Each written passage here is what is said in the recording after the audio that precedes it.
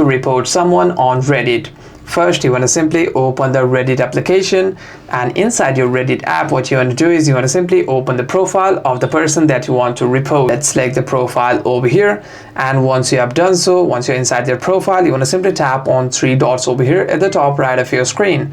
By doing so, you'd be able to find an option called report profile over here. If you want to block them, you'd be able to do that over here as well.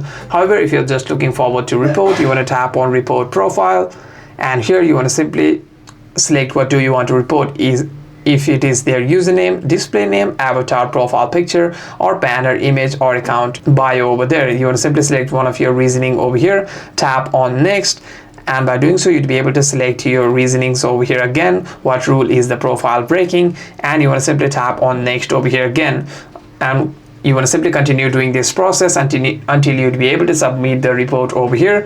And once you have done so, you want to simply select on submit option over here, and you have successfully submitted a report. Hope this video was helpful, and if you have any further questions, make sure to leave a comment down below, and I'll see you guys on the next one.